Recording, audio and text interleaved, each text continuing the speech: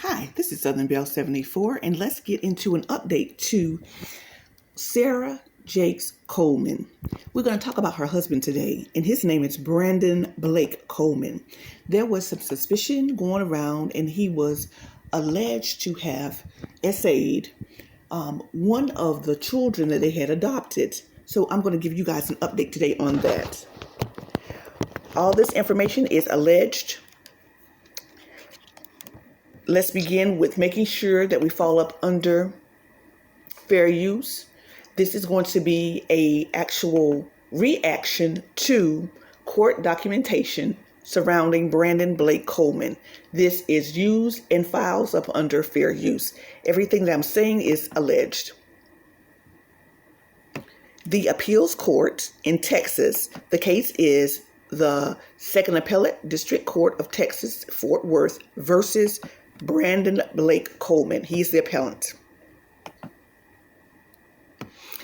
Brandon Blake Coleman appeals from the trial and the court orders. He is denying the third motion for forensic DNA testing. On October 2012, Coleman was indicted on 3 counts of indecency with a child by contact, 1 count of improper photography, and 1 count of sexual assault.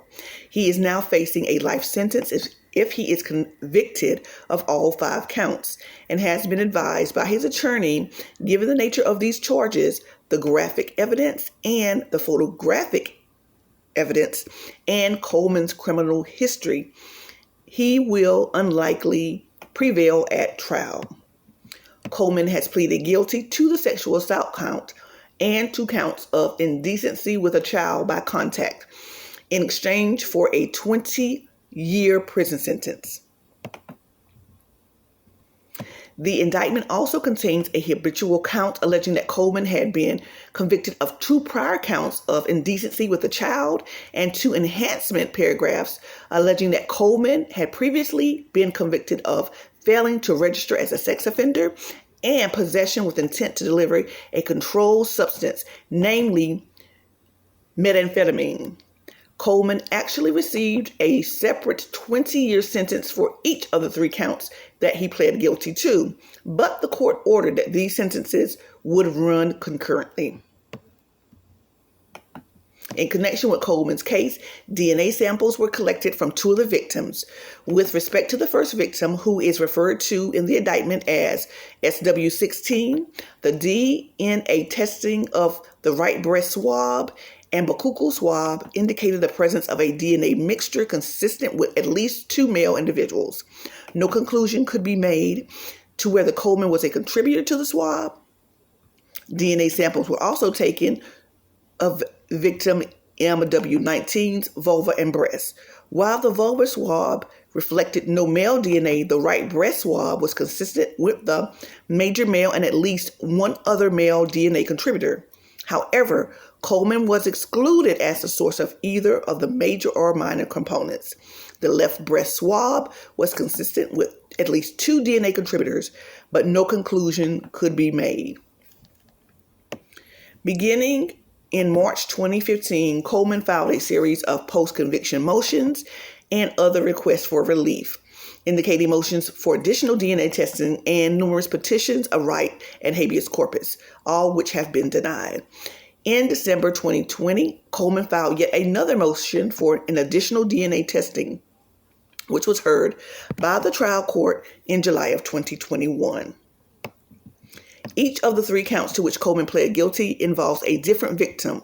As reflected in the indictment, the victims of the 2 indecency with a child by contact counts were victim SW16 and CB16. The victim and the sexual assault count was MW19. And they're giving them these numbers to make sure that they stay anonymous. But these are all children. And they've been giving numbers to keep their identity anonymous. So we have SW116, CB116, and MW19. All 3 of these are children. There is no record of any DNA testing and materials collected by CB16. The DNA motion was initially denied without a hearing in January of 2021 by the presiding judge, and his name is Ralph Walton. However, in April 2021, Judge David Evans, a totally different judge, presided over the 8th Administrative Judicial Region, and he signed an order, and this order to grant close of evidence. So they're trying to seal the files. The trial court contained that the hearing allowed Coleman to appoint counsel and have an opportunity to pursue the retention of the DNA expert. In August of 2021, Coleman's counsel filed the expert motion in which they requested a $2,500 retainer to get this DNA expert. Following a 2021 hearing, the court entered orders denying both motions.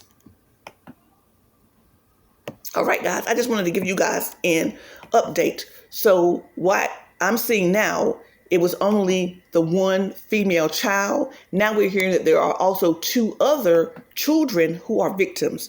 Now, we don't know the sex, if they are male or female, but I do know for a fact that one of the victims is the adopted child that they have in Sarah Coleman's home. They adopted one of the female children. Now, this child has since been removed from the home and is in foster care. All right, guys, let me know what you think about all of this information. This is the most current that I have. And whenever he goes back to trial again in 2024, I will be dropping down and giving you guys all the tea, because I'm going straight to these court documents. Now, let me let you guys know, and I also put it in the comment section up under this video. All this information comes from the 2nd Court of Appeals, the Appellate Court of Texas out of Fort Worth. That's where these documents come from. And you guys can find these documents online. All you have to do is a quick Google search. All right. Thank you, and continue to tune in to me, Southern Belle 74, as I give you news that you can use.